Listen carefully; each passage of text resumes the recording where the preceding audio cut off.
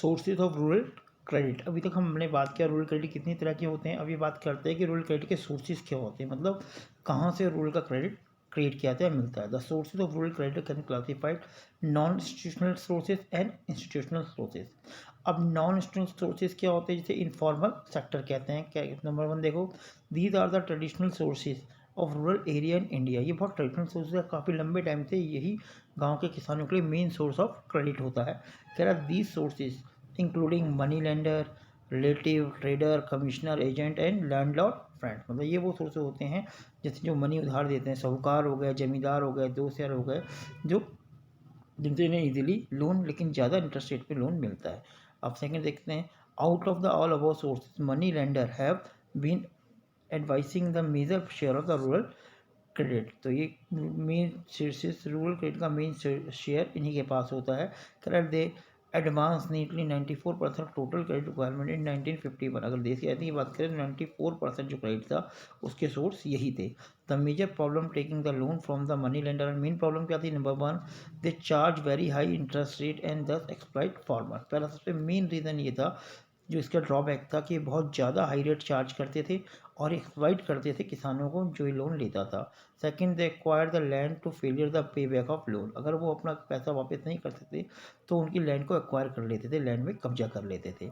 Third, the manipulate the account, और ये account को मैनिपुलेट करते थे, मतलब किसान ब्याज देते देते काफ़ी टाइम तक लंबा ब्याज देता था और उसका प्रिंसिपल भी पे नहीं होता था। उस तरह से कैलकुलेट करते थे, किसान एक बार इनके ट्रैप में फंस गया तो वो उससे निकल नहीं पाता था। Third, landlord also become the important source of granting credit. Landlord भी एक बहुत बड़ा सोर्स, जमींदार भी बहुत बड़े सोर्स थे क्योंकि उन पर बहुत अमाउंट पे पैसा था तो वो इंटरेस्ट पे ब्याज पे पैसा देते थे।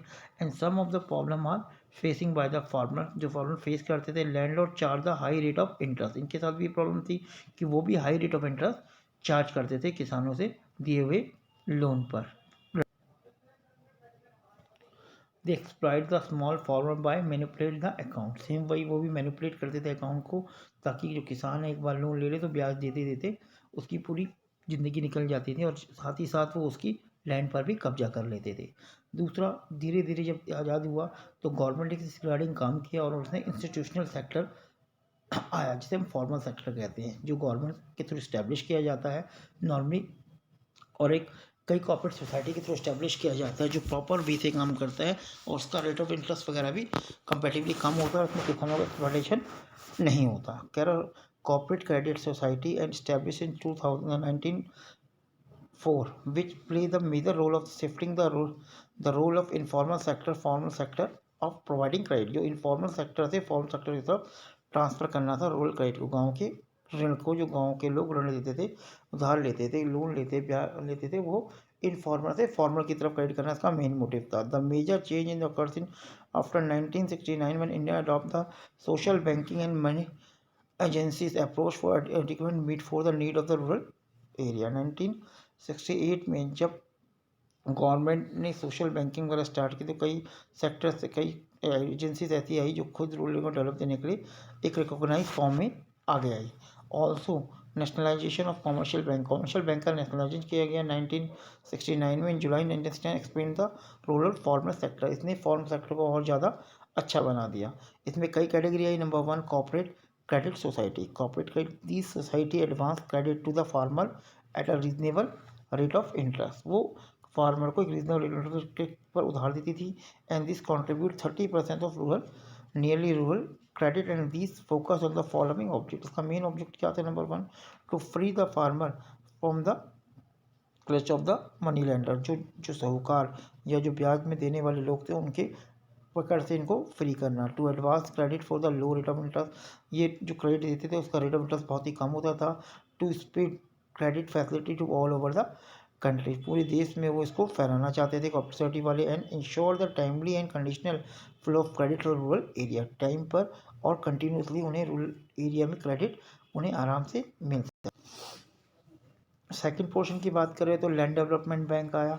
कह रहा these provided long term credit, ये लॉन्ग टर्म क्रेडिट प्रोवाइड करता था। And the credit is granted against the mortgage of their land, objective for the land development bank. तो इसके लिए वो मॉर्गेज जो गिरवी रखाता था वो जमीन को गिरवी रखाता था और उसका मेन ऑब्जेक्ट क्या था कि लैंड का डेवलपमेंट किया जाए।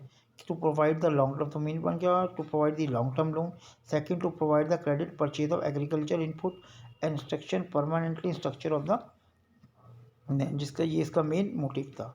This provide the fund for the other productive purpose and also giving subsidies to the agriculture. Next फिर कॉमर्शियल बैंक की बात करें अगर, उसमें इसमें क्या आता है, कह रहा after the nationalisation of 1969 commercial bank play the major role of the advance credit. Commercial bank ने एक मेजर रोल प्ले किया। The objective of the commercial bank are main objective number one, to directly help the farmer to expanding the their branches in rural area. उसका main motive क्या था कि rural area में अपनी branch को expand करे। The indirect help of the farmer through agent, agent के through, ये तो डायरेक्ट भी हेल्प करते थे, इनडायरेक्ट भी एजेंट के थ्रू उनकी मदद करते थे। To create the awareness about the extension of the facility being provide them through the newspaper, road and radios and television. वो लोन के क्रेडिट लोन के बारे में न्यूज़पेपर, रेडियोज और टेलीविजन के थ्रू लोगों को बताते थे। नेक्स्ट इसमें पॉइंट आपका निकल के आता है national bank of agriculture and rural development, नेबर्ड्स।